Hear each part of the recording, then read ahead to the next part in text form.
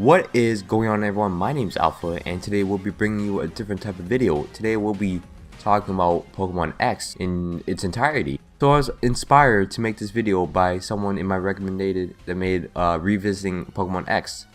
And you know, I feel there's a lot of negativity towards X and Y because they're too easy and there's not a lot of after game. I feel like this game doesn't get enough credit for what it is, because I think, just by playing through it again, I believe it is one of the better games in the series, just because of how well it is made.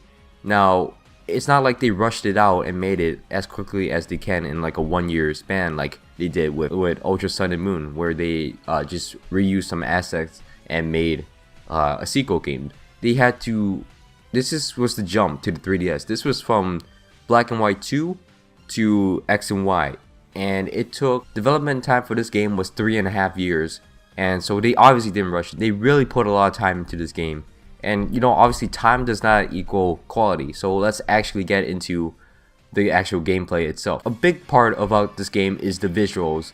Like, as you can see, you walk through the tunnel and you head into Lumiose City. Look how detailed and look how open this game looks. I was really amazed when I first saw this again, because Sun and Moon didn't really have this. They didn't have this really open type feel. They did have massive buildings, but they didn't have this size, this scale, like this large like city of Lumiose, and this perspective to, like, I don't know, this feels like more smooth than what Sun and Moon is, and especially with the rollerblades, it feels a bit smoother. But not just Lumiose City.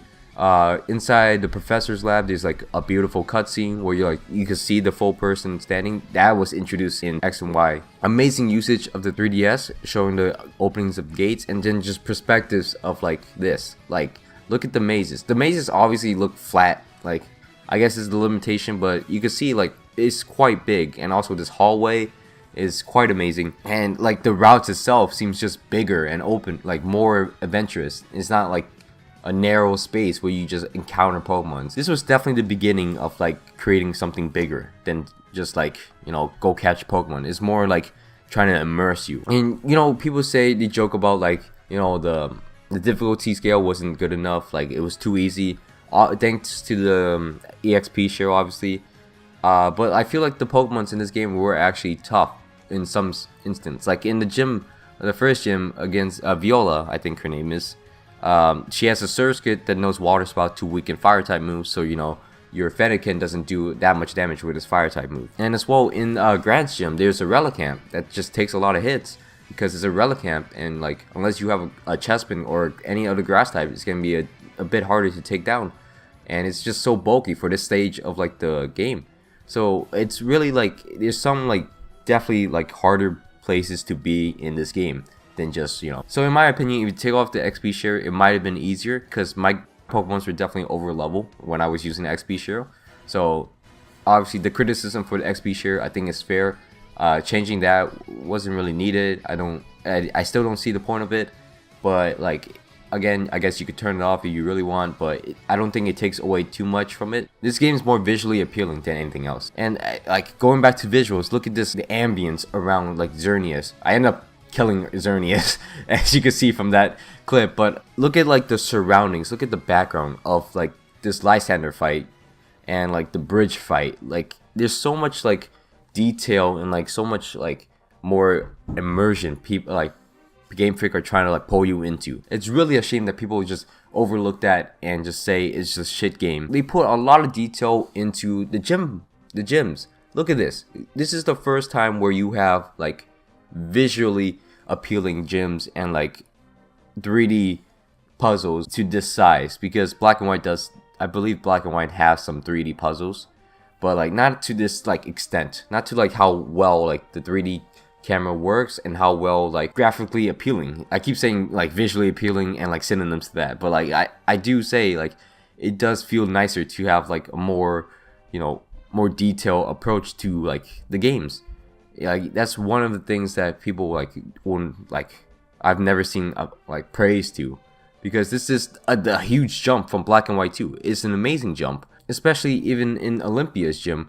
Like, look at how like you press on the little tile and then the entire gym explodes, and there's a completely new like area.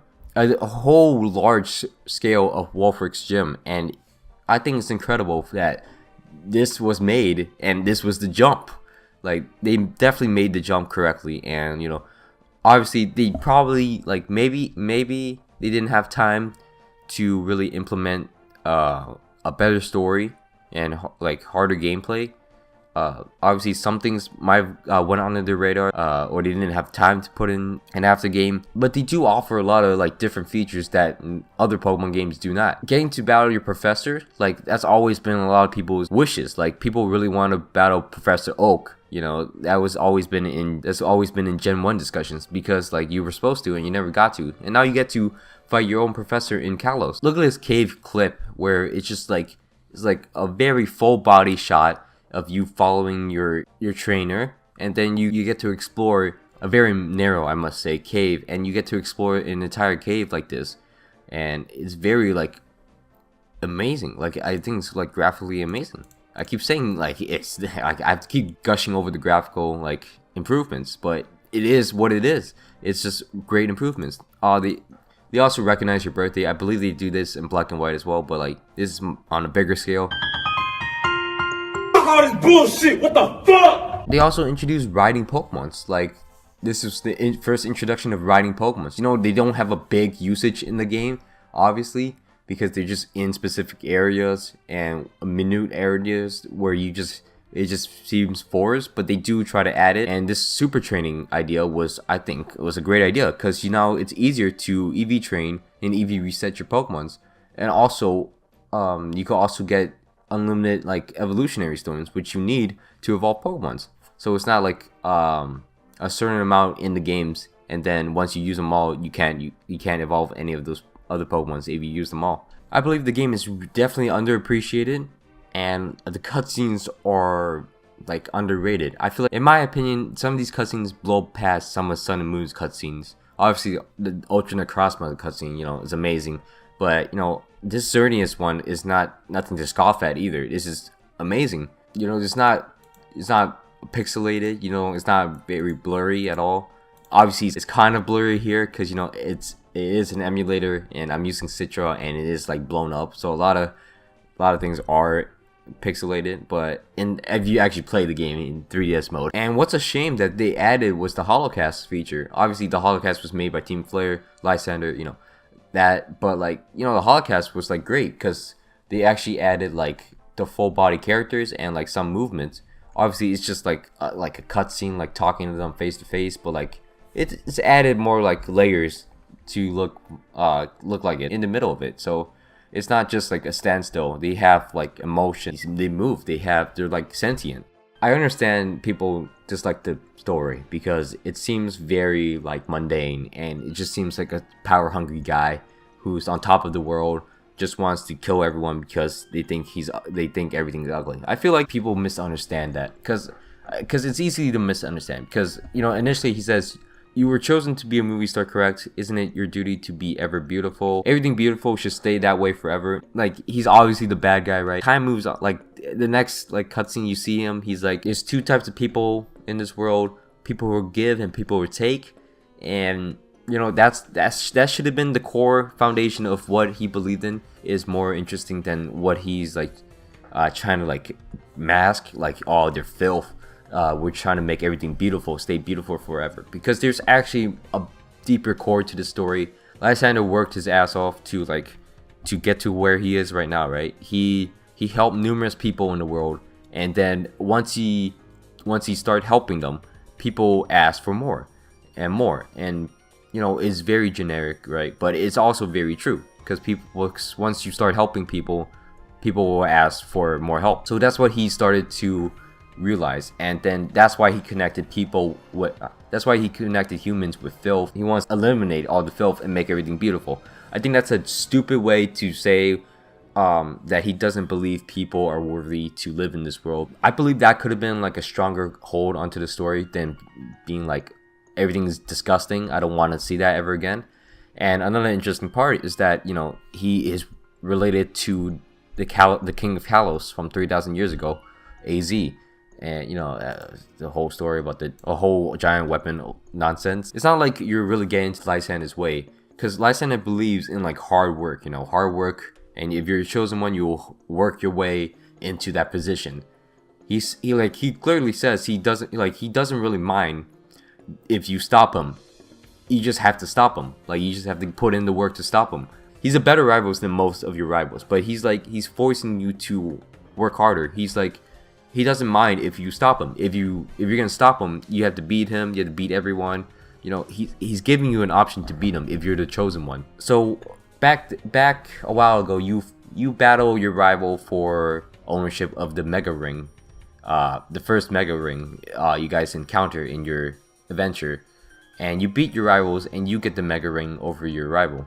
And Lysander knows about this, so he speaks of it as, "So tell me, the Mega Ring, did you share it?" And then Serena comes back with, "That's different, we competed for it." And then Lysander rebuttals with, "When there is only one of something, it can't be shared. When something can't be shared, it will be fought over." And I think that's a wonderful line. There's going to be winners and losers in this world, and you're going to have to obviously win if you want something. He said erasing humans and Pokemons from the earth because it's useless. Everyone's filthy. Pokemons are just tools for people. So getting rid of Pokemons is like getting rid of tools for wars. Obviously you end Lysander's plan. He gets to shoot one shot of the giant weapon thing, killing off mostly all the Team Flare members and himself.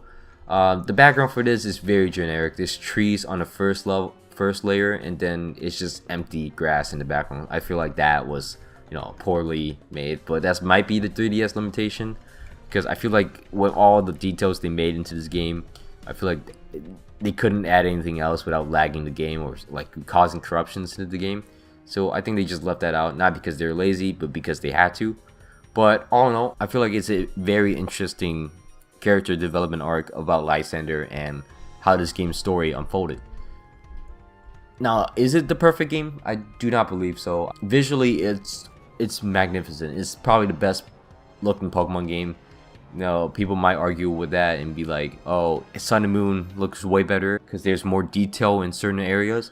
But I feel like for the jump it made, I keep saying that, redundant, but the jump it made from Black and White 2 and how large scale a lot of the places are, I think it is one of the better looking Pokemon games visually. And I feel like this game could be Switch ported and people could pay top dollars for it. Maybe not top dollar, because it's just Pokemon X, but like good money for it. Thank you for watching all the way to the end. My name is Alpha, and I hope you guys all enjoyed this video about Pokemon X and Y. Leave your comments down below of what you guys think of the game and also this video. Thank you again. Please like and subscribe. I'm out.